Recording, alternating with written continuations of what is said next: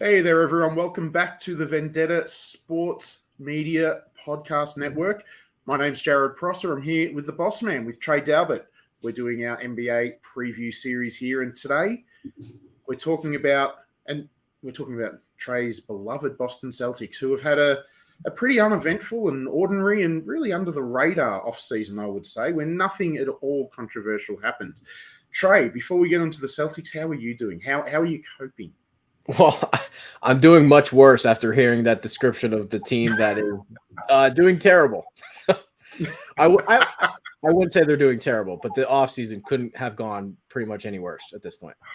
Yeah, look, whatever could have gone wrong, like this was a genuine Murphy's Law of an offseason. Whatever could have gone wrong did go wrong. Yeah. I don't know whether you want to list them now or do we want to get to them when we talk about the ins and outs? We'll get right into it. This is a team coming off the NBA Finals. They were a team that was close. They were a team that was maybe one veteran or two veterans away from winning a title. They go into the offseason.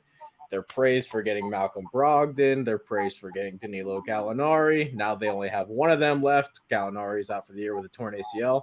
And worst of all, the coach that provided that fresh spark because they were all tired of hearing Brad Stevens' voice.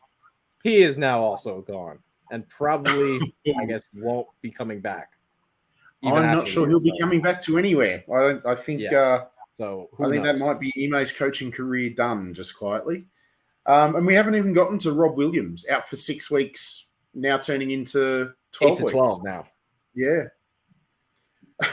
And we haven't even touched on Jaylen Brown potentially being upset and Marcus Smart potentially being upset at being mentioned in a KD trade rumor. And we haven't even brought up the fact that, hey, if the Utah Jazz wouldn't have hired Will Hardy, he probably would have been an interim coach. Instead, they go down to the second choice, Joe Mazzulla, who is 34 years old. How many years do you have on him? Is he ready to be an NBA coach? Yeah. Clearly, I'm smart enough. Is Joe Mazzulla ready to be a NBA head coach? I knew very little about him until 72 hours ago, so I guess we'll find out. We will find out. And he's also got his own personal issues that he's overcome in the past, some domestic violence stuff. So I don't know if that's the choice that you want replacing the guy that you sent away. Considering why he's been sent away. Yeah. Yeah. And look, in defense of Joe Mazzulla, it was a decade ago. He's done his penance. You can't hang on to these things forever. I mean, sure. But at the same time, the optics aren't great, are they? No. No. So let's let's get into the nitty-gritty on this without going into Jaylen Brown and Robert Williams and Ime Udoka and the fact that Nia Long might be back on the market. Let's get into the actual offseason, ins and outs. Who did they bring in? And you touched on a few of them. And who did Boston lose? Yeah, the two biggest names, Danilo Gallinari, Malcolm Brogdon. They also picked J.D. Davidson in the second round. I'm sure he probably will not play. They've been kind of trying out these Gallinari replacements on the roster. We'll see which ones make it. Bruno Caboclo, he is somehow in the mix to get that roster spot. Still 2 years away. Yeah. Looks like Kabengele or Sam Hauser might be the favorites to get that roster spot. Luke Cornett was given an NBA deal. So that's pretty much all the changes. Oh, Brad Stevens loves him some Luke Cornett. He loves Luke Cornett and Sam Hauser. They're going to be names. And, you've also picked up Noah Vonleh, I believe. Yeah, he's a training camp tryout, so we'll see if he makes it. Yeah. So ultimately, it's to use a famous Bill Simmons phrase, it's the poo-poo platter of backup bigs. Yeah. Hey, he is from the Boston area, so maybe he. Homecoming. It'll bring something out in him. Maybe he rises to the occasion. So who have they lost? I don't think they really lost anybody. Well, you lost a few people in the not any of any real significance in the Brogdon trade, but having said that, Daniel Tice and Aaron. Daniel Tice would look really handy right now, though. Probably, yeah. 30 minutes a game for you right now. Just the guys from the Brogdon trade are the only ones they really lost. I was trying to think who are their impending free agents. They didn't have any. Yeah, no, there's nothing. The only guy that needs a contract is Grant Williams, restricted for next year. That was it. Yeah. Yeah, look, big season for him, actually. Big season for him. Yeah. So, generally speaking, this would have been a fairly easy question, but after particularly the finals, let alone the playoffs as a whole, who do you, Trey Daubert, consider the Celtics star man? I am probably, this is maybe a different opinion. I think Jaylen Brown is closer to Jason Tatum than anyone's willing to admit. I don't know if we're ever going to get to the point where Jason Tatum's a top 3 or 5 NBA player, but I think Jaylen Brown is right on his neck. However, I think it's fair to say at this point, this is Jason Tatum's team. Yeah. He definitely came up a little bit small in the finals.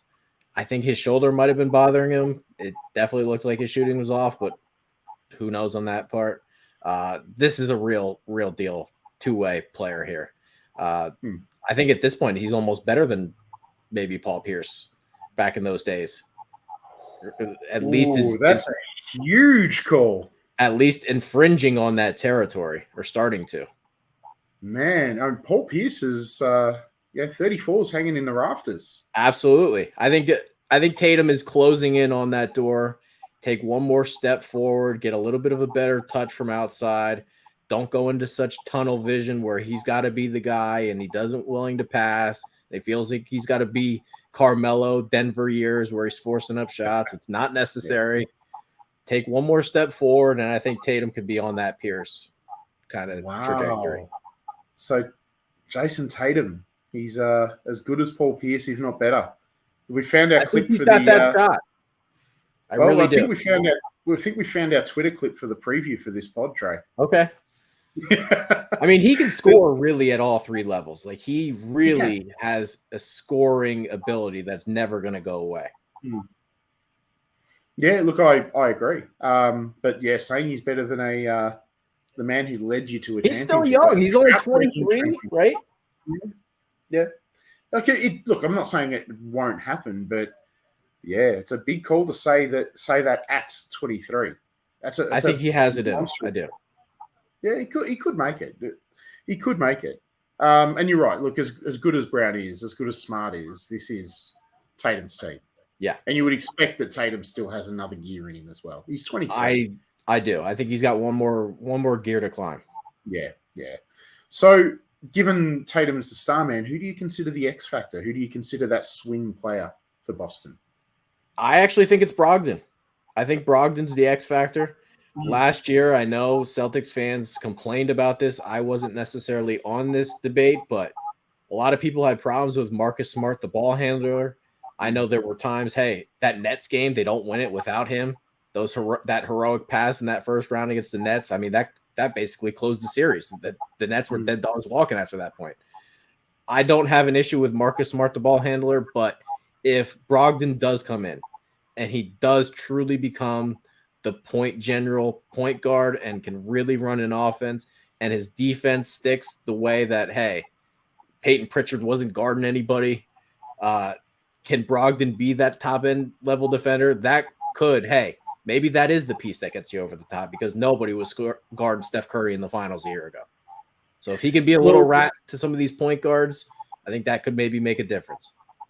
Well, you consider that he combines a lot of the things that Boston's various point guards do. He's not as good defensively as Smart, clearly, or even Derek White, to be frank. But it helps to have a second guy like that, and he can guard more than just the point guard.